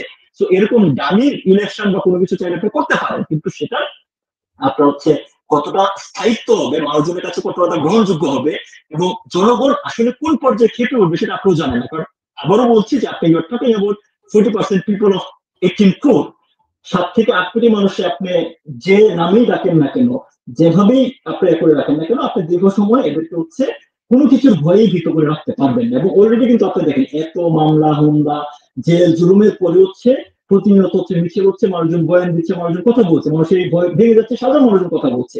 সো আলটিমেটলি হচ্ছে যে ইলেকশন ডক্টর ইউনূস দেওয়ার কোনো ইচ্ছা নাই। ইলেকশন ডক্টর ইউনূস সর্বতভাবে চেষ্টা করবে না হওয়ার জন্য। বিএনপি একটা পর্যায়ে হয়তো ফিল করবে, কিন্তু বিএনপির ওই সক্ষমতা থাকবে না কোন একটা আন্দোলন করে, বা বিএনপির থেকে মানুষজন আন্দোলনে আসবে না, কারণ গত 14 মাসে বিএনপি রাজনীতি ইউনূস আসলে ধ্বংস করে দিয়েছে। সো বিএনপি থেকে আসবে না। আমি আপনাকে এটা বলতে পারি, যে কোনো ডামি ইলেকশন হইতে পারে, যে কোনো আপনার হচ্ছে আপনার মেড আপ কোনো কিছু তারা অর্কেস্ট্রেট করতেই পারে, কিন্তু এই দেশে ইলেকশন ভবিষ্যতে অবশ্যই হবে। সেটা আওয়ামী লীগের নেতৃত্বে আওয়ামী লীগ জনগণকে সাথে নিয়ে সেটা আদায় করবে, এবং সেটা আগে অনেকবার আদায় করেছে। সো এই যারাই বলুক না কেন আওয়ামী লীগের বিল নেই বা আওয়ামী লীগ কি করবে রিফর্ম, আওয়ামী লীগের চিন্তা করার দরকার নেই তাদের। কিন্তু তারাই যে জিনিসটা বলেন যে নিজের বাপের নামের থেকে বেশি তারা আওয়ামী লীগের নাম নিচ্ছে, এটাই প্রমাণ করে যে আওয়ামী লীগ আসলে কতটুকু রিলেভেন্ট এখন পর্যন্ত। জি জি, নিঃসন্দেহে। আমি কয়েকটা মন্তব্য বা প্রশ্ন শোনাতে চাই আপনাকে, নিশ্চয়ই আপনি উত্তর দিবেন। সেটি হচ্ছে গিয়ে আনিসুর রহমান একটি প্রশ্ন করেছেন, সেন্ট মার্টিন 99 বছরের জন্য লিজ দেয়া হচ্ছে, কথাটা এটি কতখানি সত্য? এটা আবার সরাসরি হচ্ছে আনসার দেওয়া কঠিন, কারণ আমি যদি আনসার দিই সেটা রেফারেন্স হবে, কিন্তু সেখানে মার্কিন যুক্তরাষ্ট্র থেকে প্রকাশিত একটা গণমাধ্যম থেকে কিন্তু এটা ক্লিয়ারলি বলা হয়েছে যে মার্কিন যুক্তরাষ্ট্রে তারা লিজ নিতে চাচ্ছে সাবমেরিন ঘাঁটি করার জন্য, অবকাশ কেন্দ্র করার জন্য, এবং এখন পর্যন্ত বাংলাদেশের তরফ থেকে এটার কোনো ধরনের হচ্ছে প্রতিবাদ আসে নাই। তার মানে এই জিনিসটাকে সত্য, কারণ এই আশঙ্কা দীর্ঘদিন ধরেই ছিল। জি, এমনিতে জেএনজিকে নিয়ে কিছু প্রশ্ন আছে, কিন্তু আমি যেটি বলতে এনসিপি কে নিয়ে, এবার আমেরিকায় যখন এনসিপি নেতা আসলেন তারা নাকি গানম্যান হায়ার করেছিলেন। এই বিষয়ে তারা মানে আসলেই তারা গানম্যান হায়ার করেছিলেন কিনা জানি না, কিন্তু তাদের গতিবিধি তো অনেক সীমিত এবার ছিলই। আমি দেখেছি তারা হোটেলের বাইরে খুব একটা কোথাও যায়নি, আর দুই একটা ফটো তুলেছে টাইমস স্কোয়ার কিংবা মেট্রোতে, সেগুলিও গভীর রাতে, ফলে বোঝা যায় তারা খুবই মানে এটাই তো ব্যাপার, জেনজিদের নিয়ে কি করছে আমি বলি না, আমি ওভারঅল জেনজিদের নিয়ে বলি, ঠিক আছে? সেটা হচ্ছে ধরেন আমাদের আসলে হচ্ছে বর্তমান এই মানে ইন জেনারেল যদি এই জেনারেশনটা নিয়ে বলতে চাই, এটা আমি অ্যাজ এ হোল জেনারেশনদের কোনো দোষ দিই না। তার কারণটা হচ্ছে দেখেন যে কালচারাল চেঞ্জ দুইটা উপায়, তো অ্যাবস্ট্রাক্ট চেঞ্জ, বিল্ডিং বানানো, বড় কিছু হওয়া, আর এটা হচ্ছে ইউজড হওয়া। অ্যাবস্ট্রাক্ট চেঞ্জটা, এটা হচ্ছে মেটেরিয়ালিস্টিক। মেটেরিয়ালিস্টিক হচ্ছে ধরেন কোনো কিছু বানাইলাম, একটা নতুন আমি হচ্ছে একটা নতুন মোবাইল কিনে নিয়ে আসলাম, সেটা হচ্ছে ধরেন হচ্ছে একটা মেটেরিয়ালিস্টিক একটা কালচারাল চেঞ্জ। আর এটাকে আমি কিভাবে ব্যবহার করছি সেটা হচ্ছে আপনার এক্সট্রাক্ট চেঞ্জ। তো এই এক্সট্রাক্ট যে কোনো চেঞ্জকে আপনার মানে ইউজ টু হওয়ার জন্য সময় লাগে, কিন্তু আমরা বিগত 2 দশক যদি চিন্তা করি, আমরা কিন্তু এই টেকনোলজির প্রভাব খুব দ্রুত পেয়েছি। মানে একটা সাথে সাথে প্রতি বছর হচ্ছে আপনার আইফোনের আপডেট আসছে, প্রতি বছর নিত্য নতুন টেকনোলজি আসছে, চ্যাট জিপিটির কারণে অনেক কিছু হাতের মুঠো। সেই কারণে হচ্ছে এই নতুন জেনারেশন বিভ্রান্ত হওয়া অস্বাভাবিক না। সেম জিনিস কিন্তু হচ্ছে আপনার নেপালে হয়েছে।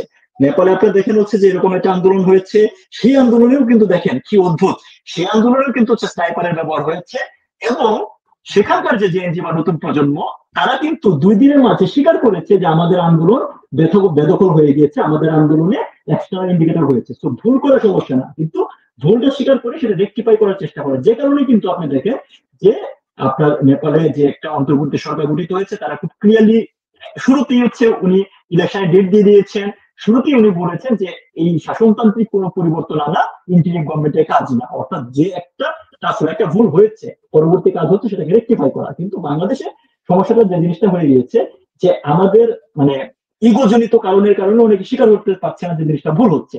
তো তাদের প্রতি কথা হচ্ছে যে ভাই মানে শুধুমাত্র নিজের ইগোকে স্যাটিসফাই করার জন্য আপনার টেকনোলজি ব্যবহার না করে, বা কোনো একটা ভিজিট আইডিওলজিতে না থেকে, রেদার দেন দুনিয়াতে কি হচ্ছে, কিভাবে হচ্ছে, এবং গত 14 বছর এই 14 মাস এই সরকার আসলে কি করেছে, তার কতটুকু জনগণের পক্ষে গিয়েছে, কতটুকু বিপক্ষে গিয়েছে, সেই বিষয়গুলো যদি সবাই হচ্ছে নিরপেক্ষভাবে যাচ করার চেষ্টা করে, তাহলেই আমাদের মনে করেন হচ্ছে এখান থেকে উত্তরণ আসবে। জি, পলাশ, আমি শেষ করব, কিন্তু আরেকটি প্রশ্ন না করলেই নয়। সেটা হচ্ছে আপনি দ্রিকের শহীদুল আলম প্রসঙ্গে। তিনি গাজা ফ্লোটিলা করছেন, আপনি জানেন, এটি নিশ্চয়ই অনেক আলোচনা হচ্ছে। অনেকেই এরকমটি মনে করছেন, এটি পারসেপশন নাকি এর পেছনে কোনো ব্যাকগ্রাউন্ড আছে নিশ্চয়ই আপনি বলতে পারবেন, যে অনেকেই বলছেন যে ডক্টর ইউনূস যখন ব্যর্থ হবে তখন শহীদুল আলমকে সামনে আনা হবে, সেজন্যই তাকে ফোকাস করা হচ্ছে, সেই উদ্দেশ্যে। না এটা কিন্তু হচ্ছে ধরেন মানে মানুষজন বলে না হচ্ছে ঘর পোড়া গরু সিঁদুরে মেঘ দেখলে ভয় পায়, এক নোবেল জয়ী বাংলাদেশে কি সর্বনাশ করেছে এটা তো মানুষজন বুঝতে পেরেছে, এই কারণে আসলে মানুষজন আশঙ্কা করে। এবং এই আশঙ্কা হচ্ছে আপনার খুব বেশি ভ্রান্ত না। এখন দেখেন শফিকুল আলমের যে ব্যাপার, শফিকুল আলম এই শহীদুল আলম কিন্তু এবার সফর সঙ্গী ছিল আপনার হচ্ছে এই শহীদুল আলম, শফিকুল আলম না, না শহীদুল না না আলম। শহীদুল আলমের বলছি, শহীদুল আলম কিন্তু হচ্ছে ডক্টর ইউনূসের সফর সঙ্গী ছিল আপনার রাইট। জাতিসংঘে, রাইট? তো আপনি দেখেন, আপনি যদি যে কোনো ইন্টারন্যাশনাল বিষয়কে যদি আপনি অ্যাটেনশন আনতে চান, ফোকাস আনতে চান, জাতিসংঘের আপনার হচ্ছে অধিবেশনের থেকে বড় হচ্ছে স্টেজ তো আর কিছু হইতে পারে না। বিশ্বের সকল দেশের হচ্ছে রাষ্ট্রপ্রধান, সরকার প্রধানরা এখানে আসছে, তো যে কোনো ধরনের প্রটেস্ট বলেন, প্রতিবাদ বলেন, সেটাকে তো ওইখানে স্টেজ করাই গুরুত্বপূর্ণ। এই শহীদুল আলমকে আমরা দেখলাম যে নিউ ইয়র্কের হচ্ছে আপনার অ্যাপল স্টোরে গিয়ে হচ্ছে উনি চেক ইন দিতে পারছেন, কিন্তু আমরা কিন্তু উনি যে কতদিন হচ্ছে নিউ ইয়র্কে ছিলেন এই আপনার হচ্ছে ফিলিস্তিনি শুনে কোনো কথা বলতে দেখি নাই। উনি একটু আর্লি ফিরে আসলেন, দেশে ফেরার পর থেকে উনি হচ্ছে এই ফ্লোটিলাতে যাওয়ার বিষয়ে, সমুদ ফ্লোটিলাতে যাওয়ার বিষয়ে কিছুদিন উনি অ্যাক্টিভিজম করলেন, জিজ্ঞাসা সামনে ছবি টবি তুলেন, এবং এরপরে হচ্ছে উনি ইতালির রোম হয়ে হচ্ছে এখানে রওনা দিলেন। প্রথম দিকে উনি এমন ভাবে বয়ান দেওয়ার চেষ্টা করছিলেন যে খুব আস্তে আস্তে কথা বলছেন, মনে হয়েছে এই আক্রান্ত হয়ে গেল ওই আক্রান্ত হয়ে গেল।